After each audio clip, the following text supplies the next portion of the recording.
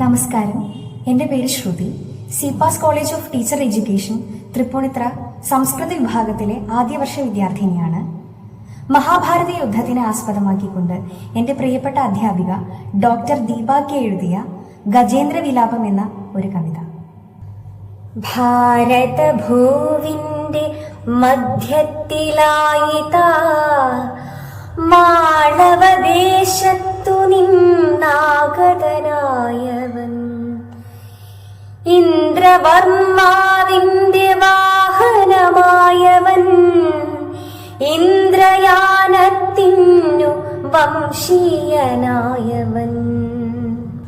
ആരെന്നു ചൊല്ലേണം ഞാനിന്റെ നാമത്തെ, കേട്ടറിയുന്നതോ രണ്ടാമനായല്ലോ. ദ്രോണസുതനാണിന്നൊന്നാമതെങ്കിലും ശ്രോതാക്കൾ പിന്നീടു ചിന്തിക്കും നിശ്ചയം. ധർമ്മയുദ്ധത്തിലാ ധർമ്മക്ഷേത്രത്തിൽ മഹത്തായ ഭാരതയുദ്ധത്തിലന്നാളിൽ മധ്യമ പാണ്ഡുപുത്രന്റെ കൃത്യത്താൽ മണ്ണടിഞ്ഞൊന്നു ഞാൻ കിടന്നതോർക്കുന്നുവോ. ധർമ്മപുത്രനാൽ ധർമ്മരക്ഷാർത്ഥമായി ആചാര്യ ദ്രോണന്റെ ഹത്യയ്ക്കു ഹേതുവായി ഹതഭാഗ്യൻ ഇവൻ തന്റെ പേരാണു നിശ്ചയം. അശ്വത്ഥാമ എന്ന പേരാണു നിശ്ചയം.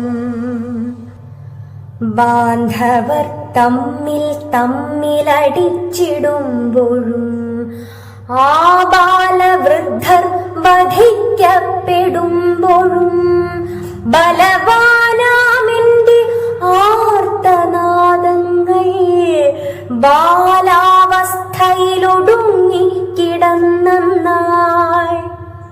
ഭീമസേനന്റെ ഭീമപ്രഹരത്താൽ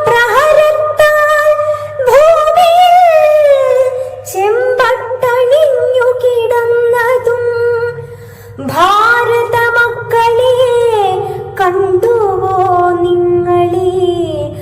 ഭാരതപുത്രന്റെ ദേഹവിയോഗത്തെ പാർത്ഥസാരഥേ ചൊൽക ഇന്നേതേതു നീതിയാണെന്റെ ഹത്യയ്ക്കു കാരണം. ഇന്നോളം ഈ ഭൂവിലാരെയും ഞാൻ എന്റെ ശത്രുതാപാത്രമാക്കിയിട്ടില്ല മാധവ. കാലങ്ങളേറെ കഴിഞ്ഞ